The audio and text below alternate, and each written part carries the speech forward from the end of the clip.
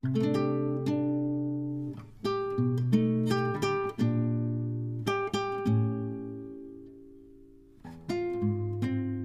everyone, welcome to Dima Tutorials Online School. My name is Victor Onimishi. Today we are going to be looking at JAMB 2018 past questions.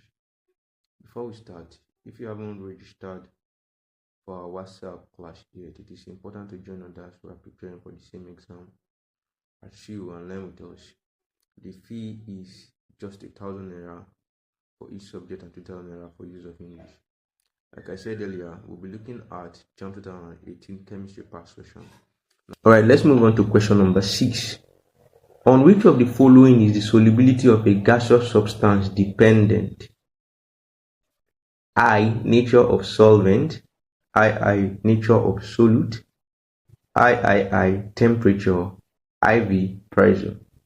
Then we have A. 1, 2, 3, and 4. B. 1 and 2 only, that is I and II only. C. II only, that is 2 only. D. III and IV only, that is 1, 3, and 4 only. Now let's look at the first option that was given to us. You really need to take note and be careful while solving this kind of questions. Okay, so first of all, let's explain what solubility is. Solubility is simply the ability of a substance to dissolve in a solvent. Alright, the ability of a substance to dissolve in a solvent is what we refer to as solubility. Alright, then we can have a solid material dissolving in a substance. Alright, we can have a liquid material dissolving in another solvent, and we can have a gaseous material dissolving in a solvent. Solvent is the general name for all forms of liquids. Alright, now when we are looking at this solubility now, the first factor that was given to us is nature of solvent. Now, of course, remember from our definition of solubility, the ability of a substance to dissolve in another solvent. So, one of the factors that will determine the solubility of a gaseous substance is the solvent itself. Alright, there are some liquids that some gases cannot dissolve in, while there are some liquids that some gases can dissolve in. So, the nature of the solvent that we are looking at will in a much more way determine whether the gaseous substance will be soluble in the solvent or not. So nature of solvent is part of the factors that the solubility of gaseous materials are dependent on. Now let's look at nature of solute. Now in this case, nature of solute is really out of it, because a solute is simply a solid material that dissolves in a liquid or in a solvent. So now we are looking at a gaseous material. So we do not have a solute in this system. So nature of solute is out of it. Then III, which is temperature. By far, the temperature of any substance will determine its solubility. Right? There are some substances that will have to heat it before it dissolves. Alright. So the temperature is part of the factor, and of course pressure, the pressure that is being applied to the gaseous material, will also in a much way determine whether the gaseous substance will be soluble or not soluble. So from all these criteria, we've seen that nature of solvent is part of the factors. Nature of solute is out of it. It is not part of the factor, because we are looking at the solubility of a gaseous substance in a solvent. And then we have temperature, which is part of it, and we have pressure, which is part of it. So from this information so far, we've seen that the correct factors are I, which is temperature. I is nature of solvent. III, it is temperature, and IV is pressure. So from the option, we are going to be looking at the option that gives us III, and IV, that is 1, 3, and 4. Alright, I will leave you to do that on your own. Now let's move on to question number 7. Which of the following statement is correct about the periodic table?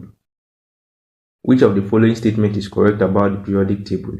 Alright, so we are going to be looking at different kinds of statements now, and we are going to be looking at which one, alright, which of the statement is correct about the periodic table. Now let's dive in.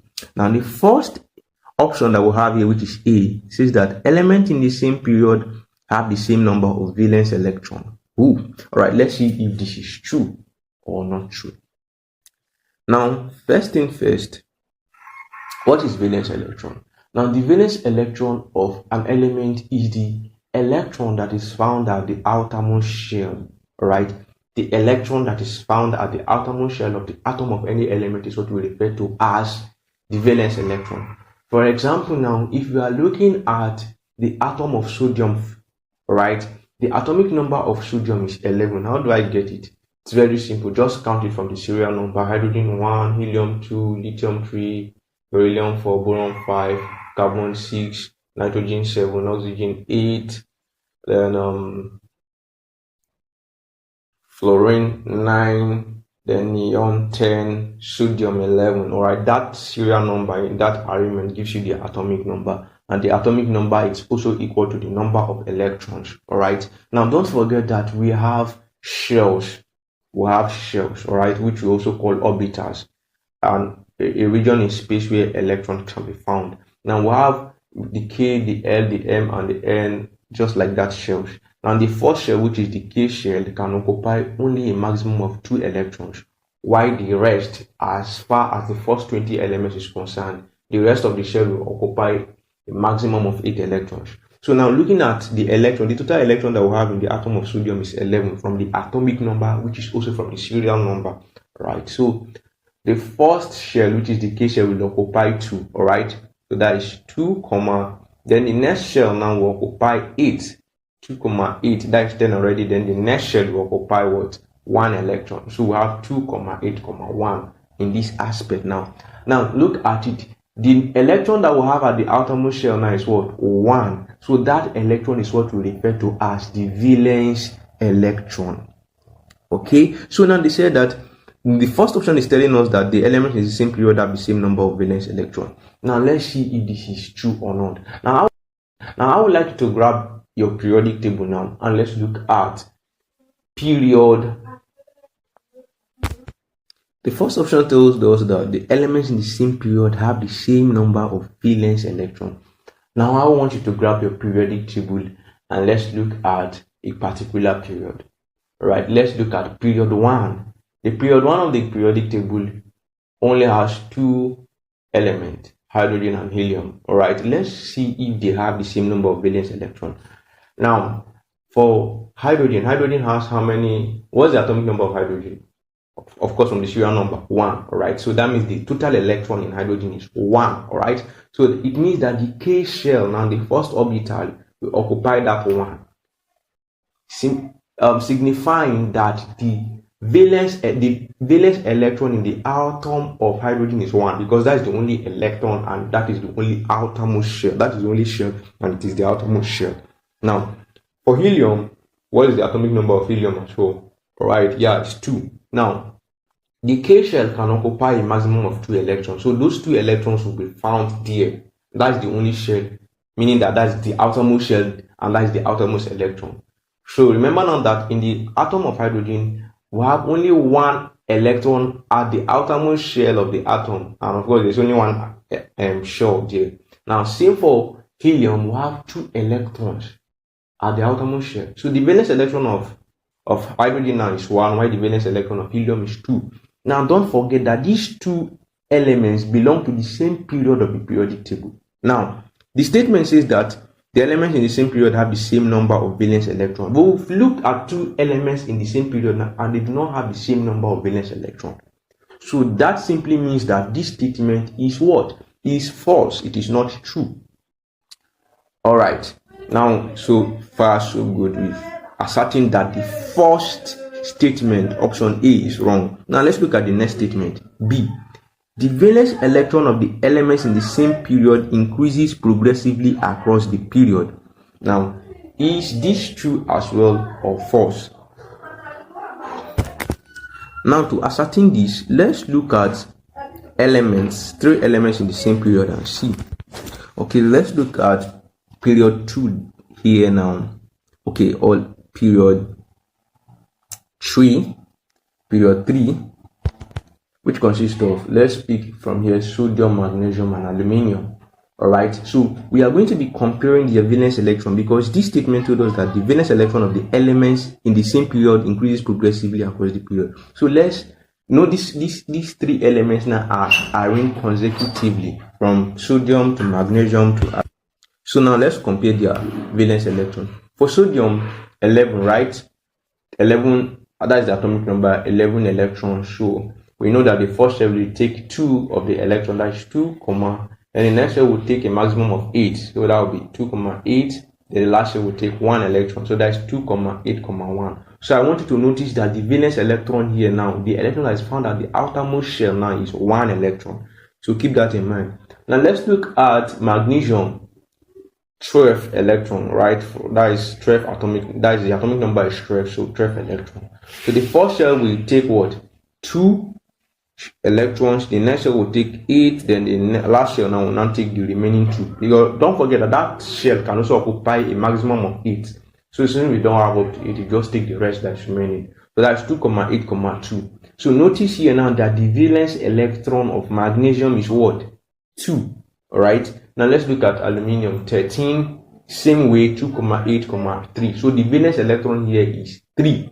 So if we look at it now, from the first element in the period down to the next, we see a progressive increase in the valence electron. 1, 2, 3. If we keep on going like that, we'll have 4, 5, 6, and like that. So therefore, it means that this statement is correct. All right, the valence electron of the elements in the same period increases progressively across the period. Now, that is correct. So now let's look at the next option. Elements in the same group have the same number of electron shell. All right, let's see if this statement is as well correct or not. Elements in the same group have the same number of electron shell. Okay, let's look at the first group of the periodic table, right? The first group of the periodic table contains elements like hydrogen, sodium, lithium, sodium, potassium. All right. So let's look at these 4 elements. We want to look at the number of shells that they have, and then we'll see if they will have the same number of shells according to this statement. All right. So for hydrogen has how many electrons? 1 electron from the atomic number. So it has only 1 shell. All right, and that electron will be found in that shell. So for hydrogen, which is the first member of the group now, has only 1 shell. Let's look at lithium. Lithium has atomic number of what? 3. So the first shell will occupy 2, then the next shell will occupy 1 of the electrons. So it means that here now we'll have how many shells? 2 shells, right? Okay, now let's look at sodium. Sodium 11, right? So the first shell will occupy 2 electrons, next shell will occupy 8 electrons, and the last shell will occupy the 1 electron. So here now, so far so good, we have 3 electrons, right? The first shell, 3 shells. The first shell occupies 2, the next shell occupies 8, the last shell occupies 1. So hydrogen has 1 shell, lithium has 2 shells, and sodium has 3 shells. Now let's look at potassium. Potassium is 29, all right? So the first shell will occupy 2 electrons, the next shell will occupy 8 electrons, that is 16 already. The next shell, 19, not 29. The next shell will occupy 8 again, so that is 18 altogether. Then the last shell will occupy 1. So here now we'll have how many shells? First shell 2, second shell 8, next shell 8, last shell 1. So we'll have 4 shells.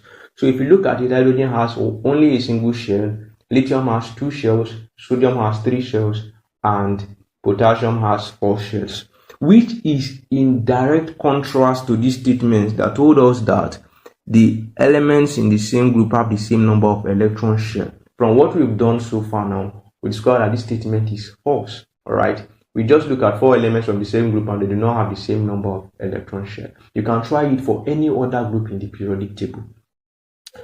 Right, so let's look at the last option, which is the non-metallic property of the elements tend to decrease across each period. Like I've said earlier, I said that when you look at your periodic table, you discover that the most metallic element, the strongest metals are oriented to the left, while the strongest non-metals are oriented to the right of the periodic table. So moving progressively from left to right across each period, you keep on leaving metals to non-metals. So what is happening? the metallic property is decreasing because you are leaving metals. Metals are decreasing and now you are hitting on non-metals. Why the non-metallic properties is increasing? Because you are, as you keep on progressing from left to right, you are meeting non-metals, and non-metals progress just like that. So that is true for every single period in the periodic table. And this is in direct opposite to what the statement is telling us. It says that non-metallic property of the elements tend to decrease. It is a lie. The non-metallic property of elements increases from left to right across the periodic table, because moving on across each period in the periodic table from left to right, you are leaving metals to non-metals. So non-metallic properties and electronegativity is increasing. So far so good. The only option that is correct in this statement is B, which is what? The valence electron of the elements in the same period increases progressively across the period. Now, I really want you to understand that the persuasion I am using now chooses D as the option, but from what we've done so far, we discover that D is not the right answer, but what? B, right? I hope you get that. Let's